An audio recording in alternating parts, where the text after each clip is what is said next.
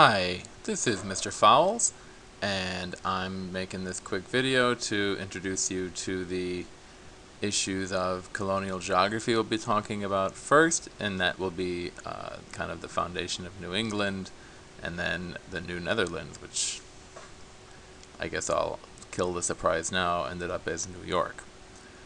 So our vocabulary words are here. They're kind of small to see. Non-separatist Puritan, I'll let you read them. You can pause as you see fit, see if anything is interesting to you. I'm a Tennessee teacher, so I'm operating on Tennessee standards, specifically standards 8.4 and 8.5 today, which is Massachusetts Bay Colony and New Netherlands. So that's kind of what we're talking about.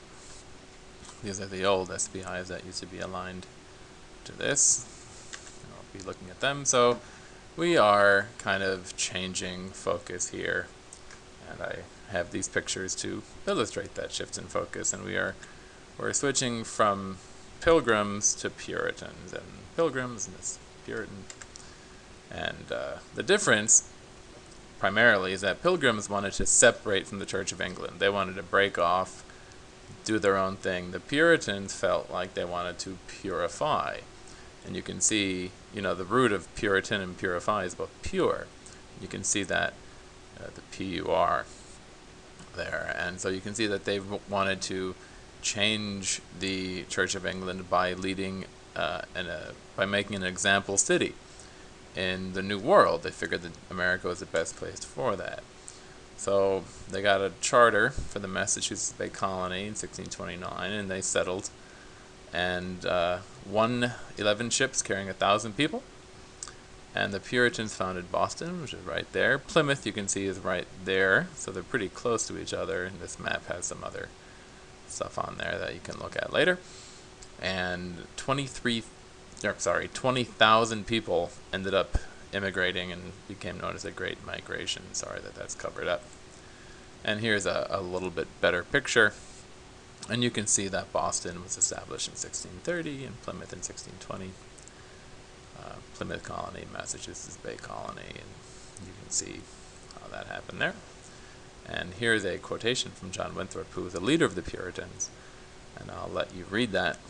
And to summarize it, he's saying that using city upon a hill, he's saying that Boston has to be an example city for how people should live, because he thought that the Church of England had become somewhat too decadent, as we shall see coming up next here, how the Puritans were different.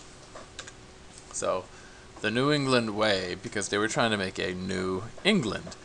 If you wonder why all these places in America have new in front, there's a reason. So these are our three primary values: hard work, education, and representative government. Represented by the pictures for hard work, education, representative government. We'll talk most about the representative government. But hard work, well, it just took that to survive, frankly.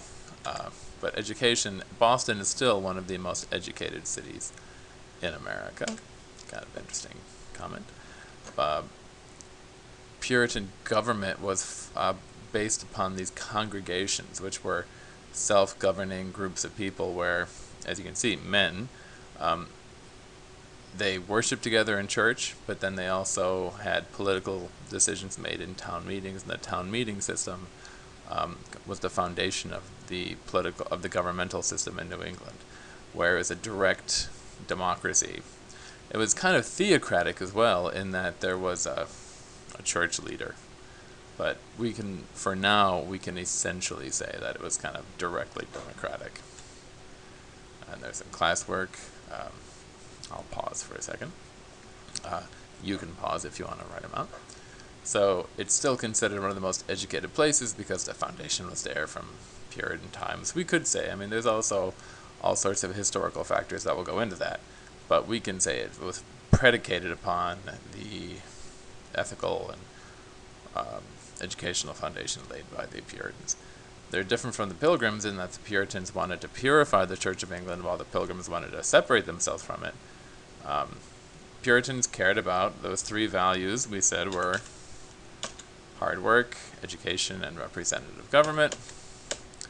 And the Puritan government reflect Puritan religion in that they operated in these groups of people, their congregations that worshipped and kind of made decisions together. But this was not the most tolerant area, and if someone had a different idea, they were exiled from the colony. Namely, Roger Williams, who's this fella here, and Anne Hutchinson, this woman here. And Roger Williams, he had beliefs, primarily we can say 1 through 3, and those beliefs got him exiled, and he formed Rhode Island. And Hutchinson, she had beliefs that everyone was equal under God, that the Bible wasn't necessary to experience God, that, very Quaker style beliefs. And she also got banished and went to Rhode Island. So, at least they were exiled. Mary Dyer, on the other hand, appropriately named, she was actually executed for heresy. She was a friend of Anne Hutchinson, went to England, became a Quaker, came back, and was preaching her faith, and she died for it. Kind of reminiscent to me of what a lot of people are doing in places like North Korea now, where a lot of missionaries are going in and trying to preach at great danger to themselves. And then there was also political differences. A guy named Thomas Hooker, who led people to Connecticut. Notice it is there's a C there, Connecticut. He wanted more people to be able to vote, not just people who went to church. And for that little disagreement, he went and started Connecticut. So, how did religious tolerance affect New England colonies? Well, you could say that the religious intolerance drove people to leave Massachusetts and create other colonies, namely Rhode Island, Connecticut. Things got a little crazy. It became a prosperous area, and more money. It turned into a more materialistic society, even though people would never say that. But once there's more money, there's certain social drives that take place. And a few girls started acting a little bit funny, it's said, and they blamed this on older women in the area, and they were called witches. And at the end of the day, about 19 women were killed during the Salem witch trials. And you can watch this video for a pretty nifty overview. And here's a quotation that you can read. I'm not sure what a gobber tooth is. Don't think I care to know. And there's a discussion that you can have. Were the Puritans good people? And it's a historically difficult question, because had it not been for Puritan ideology, New England may not have happened, but because it did happen, we had intolerant loss of life.